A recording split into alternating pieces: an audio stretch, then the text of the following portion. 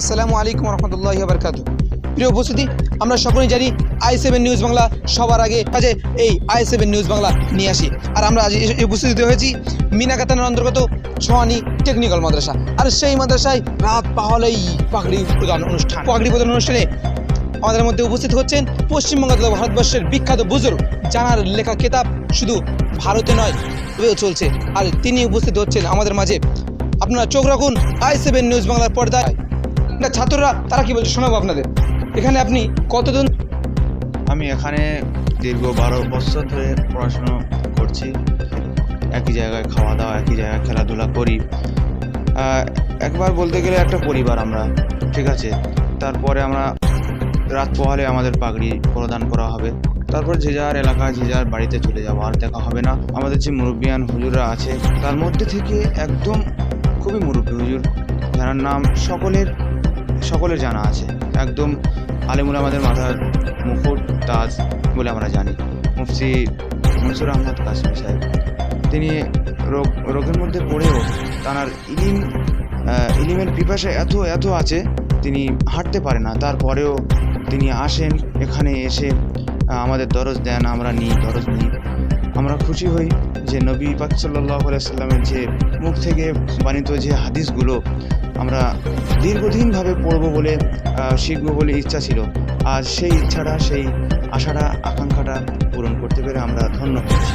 আজ কি মনে হচ্ছে অনুযায়ী জীবনযাপন করতে পেরে দুনিয়া থেকে চলে যাব, এটাই আমরা সব থেকে গর্ব অনুভব করি। এটা একেবারে ভুল ধারণা, কারণ এখানে নবীর বাণী সেটা কোনোদিনই মিথ্যা হয় না। সেই বাণী এখানে শেখানো হয়, কোরআন যার মধ্যে কোনো ভুল নেই, সেই কোরআনের শিক্ষা এই মাদ্রাসাতে দেওয়া হয়। এই চিন্তা ভাবনা যারা করে যে মাদ্রাসাতে জঙ্গি শিক্ষা দেওয়া হয়, এটা একেবারে ভুল ধারণা। তাদেরকে এই কোরআন হাদিস যদি তারা রিসার্চ করে, তারা বুঝতে পারবে যে এর মধ্যে কতটা জ্ঞান আছে আর কতটা ভালোর পথ আছে। এর থেকে আমরা ভালো জিনিসই পাওয়ার আশা করি।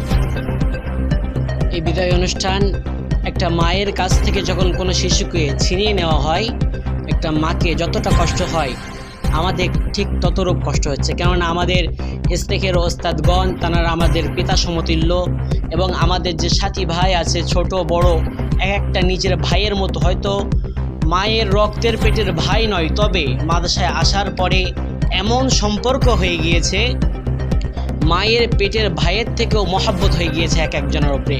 এবং যারা আমাদের জন্ম দেননি বটে, তবে তাদের উপরে এত মহব্বত ভালোবাসা হয়ে গিয়েছে, যখন তাদের ছাড়ার কথা মনে আসে বুকটা কেঁপে উঠে যায়। এই যে মাদ্রাসা আমাদের পরিবার, দীর্ঘ কয়েকটি বছর আমরা কাটিয়েছি, নিজেদের বাড়ির থেকে বড় আপন হয়ে গিয়েছে আমাদের এই মাদ্রাসা।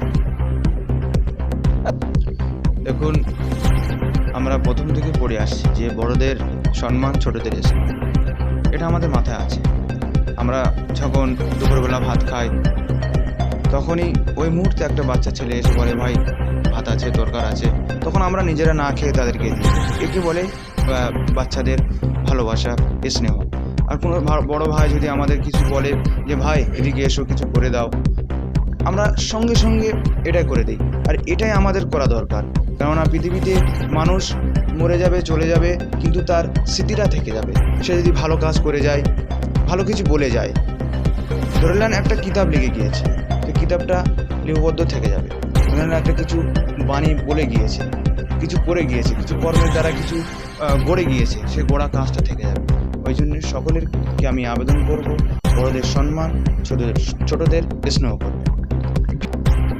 এই যে বিদায়, কালকে আমাদের যে মাদ্রাসা ছেড়ে চলে যেতে হবে, অর্থাৎ একটা বুক ফাঁকা করে আমরা চলে যাব এখান থেকে। এর থেকে কষ্টের আর দুঃখের আমাদের কাছে আর কিছুই নেই বলে মনে হয়। আমাদের কাছে আছে সাথী ভাই, ছোট ভাই ও গুরুজন, তাদেরকে ছেড়ে চলে যাব চিরতরের মতো বিদায়। আর এটা যখন আমরা শুনি, আমাদের কেঁপে ওঠে আমাদের এই হৃদয়। অনেক অনেক ধন্যবাদ মাদ্রাসা সাদিয়া ইসলামিয়া ছায়ানি সকল শিক্ষক ছাত্রদেরকে। আপনারা নতুন নতুন খবর দেখতে আমাদের চ্যানেলে চোখ রাখুন, বিস্তারিত খবর দেখতে আরও ফলো করুন পেজটি, নতুন নতুন খবর পেতে।